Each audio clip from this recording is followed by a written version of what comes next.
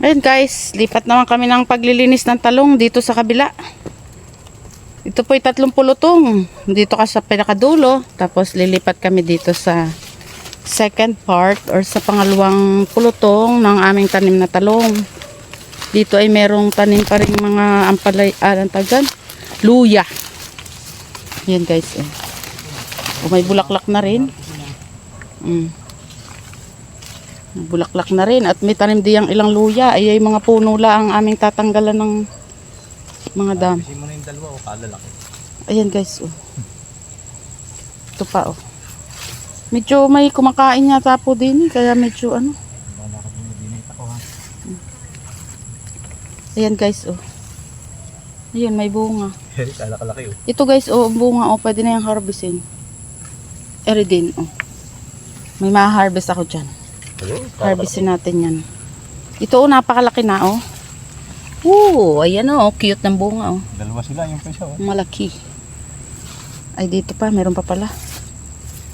Ito may mga bubunga pa lang din. Ito may bunga Tapos ari ang malaki, dalawa.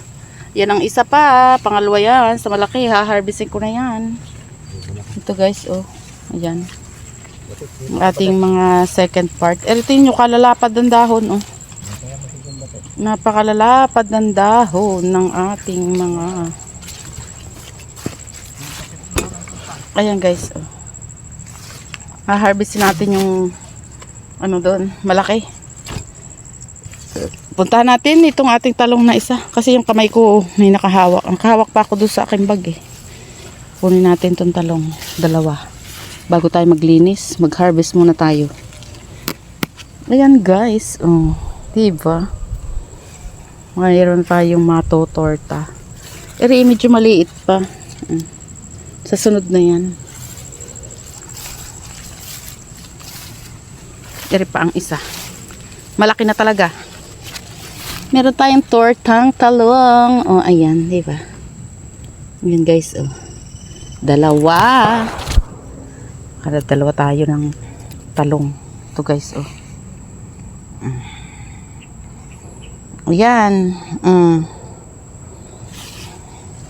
Itong isa, baka pwede na rin ito. Ayan guys. Medyo maliit pa. Ayan. Kukunin ko na rin. Para may kasama. Magkatatlo.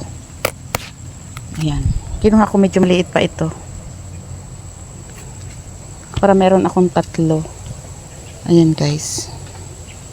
Lilinisan natin yung mga talong na yan. Para makita yung puno-puno lang naman ang lilinisan namin.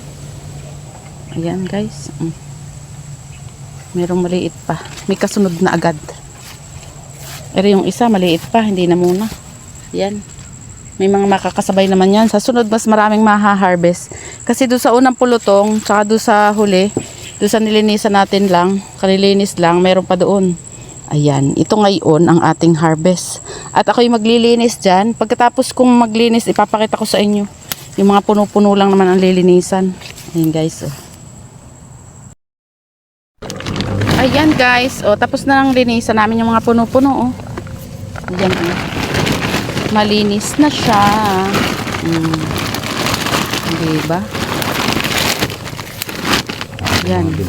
Kita na yung mga puno niya. Mga puno lang naman ang kanyang nilinis namin para hindi pa rin siya masyadong matuyo ang lupa. Dahil ngayon ay madalang na po ang ulan, baka po medyo magtag-araw na. Para po merong hamog sa kanila. Ayan. Puno lang po ang aming inalisan ng damo. Ayan guys. Malinis na siya. Ito pa. Marami siyang sanga-sanga. Tapos sa sanga-sanga niya, marami siyang mga ganyan, mga bulaklak. Pag bumunga po yan, marami yan. Ito, may maha-harvest na ulit sa sunod. Ayan guys. Parami na yung bunga niyan. Sa sunod, maraming maha-harvest. Ayan. Ito, tingnan nyo. Bawat sanga may bunga. Yun. Tapos yun, bubunga na rin. Ito pa dito. Marami ding mga may bunga-bunga na. Yun. Sa sunod, magkakasabay-sabay yan. Marami yan.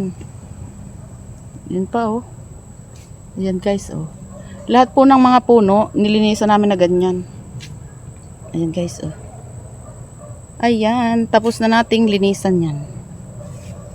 Ang ating mga tanim. Ayan, lilipat na lang dito. Ayan guys.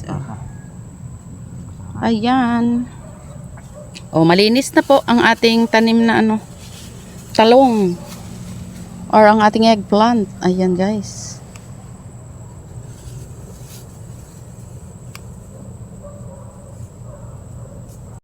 Hi guys! Ayan, natulo na yung pawis natin. Pagkatapos nating maglinis sa ating mga talong, sa mga puno-puno ng talong, maglalagay naman po ng abono. Si daddy po yung maglalagay. Ito inire-ready niya na yung abono yung ilalagay sa ating mga tanim na talong. Para lalo siyang dadami ang bunga. Ayan guys, Ano daddy pangalan ng ating Urea complete. Ayan, ang ating ilalagay na abono ay urea at complete. Ayan guys, Hindi na yan basa ng ligo, basa na po yun ng pawis. Medyo maalinsangan, makakulimlim naman po pero medyo walang hangin. Kaya medyo, ayan ang pawis natin dyan. Natulo ang pawis. Mainit na po. Maglalagay kami ng abono dyan sa ating natapos na linisan dyan.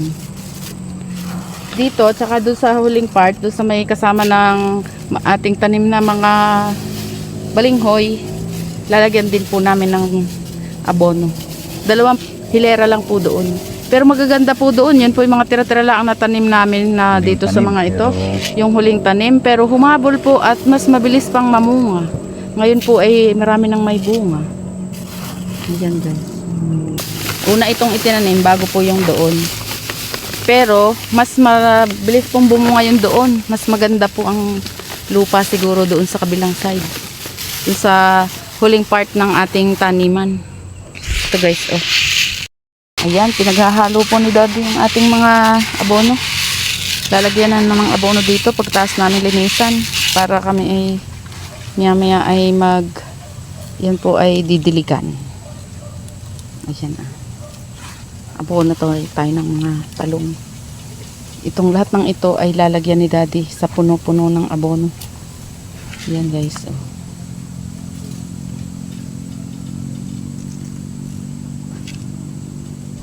Paikot. Nasuporta sa bunga. Para dadami lalo yung bunga niya. Ayun guys. Ang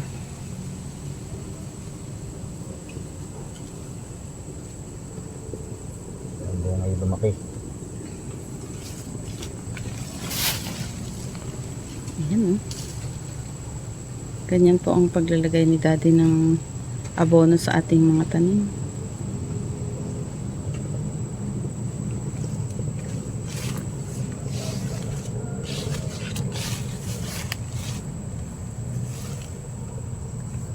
Marami na po ang sanga. Sa sunod naman yan mamumunga na. Ayan po bawat sanga ay may bulaklak. Ito rin po ayan mga bubungahan. May bulaklak. Tapos maganda yung kanyang pagkatalong. Ayan malusog.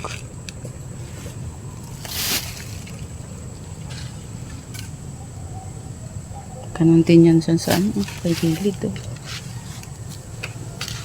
Mabilis lang pumunga pagka may suportang mga abono.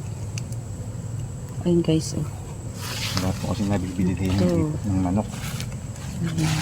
Sira ng chinilas. Nabiktal na ang chinilas na magbubukid. Naku, nasira na ang tsinelas ng magbubukid. Ayan. Napunit na. Nahingi na ng palit.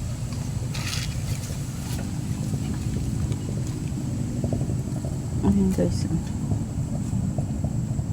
Kabunuhan yan. Tapos ito, tingnan nyo ang bunga nito. Bawat sanga po ay may bulaklak at may pagbubungahan. Ayan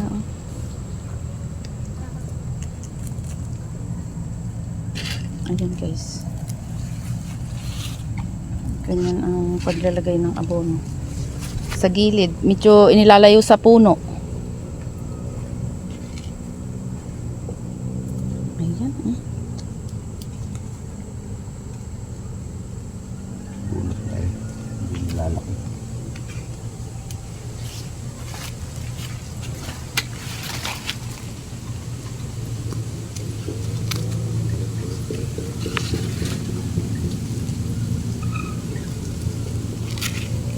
Ayan po ang paligid, oh. Ito po ay kawayanan.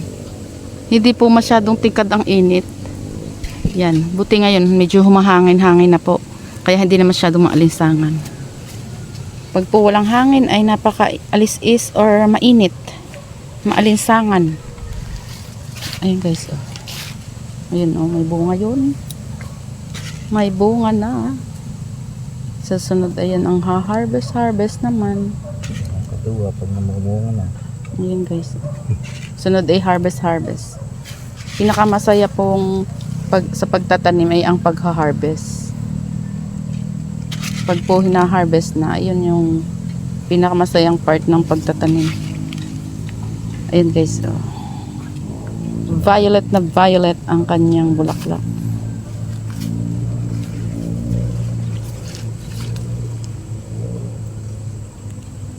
Ito guys, yung mga nasa tabing yan. Yan yung dati naming tinanim na balinghoy na inilagay lang sa tabi. Ayan. Pas.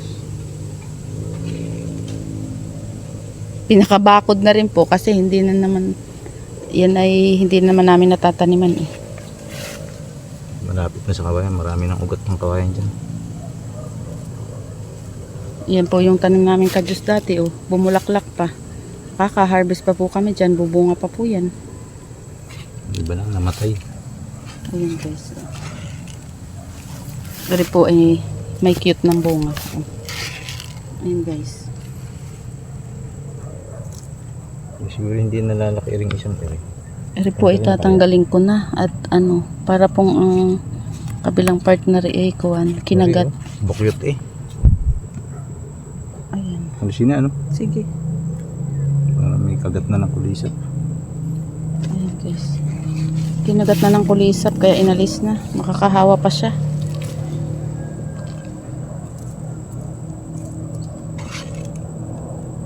Ito guys, o yung minsan ang mga ganitong mga dulo ng mga sanga kinakagat ng kulisap kaya tuluyan na naming inaalis.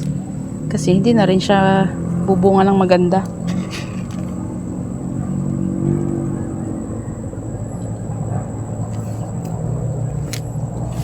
Ito, maganda rin ang bunga niya.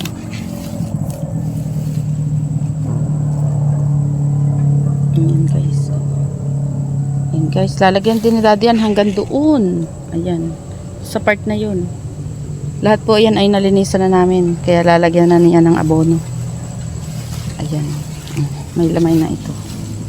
May lagay na ito. Para po siya ay bubunga pa ulit ng marami. Or gaganda at lulusog ang bunga niya. Ayan guys.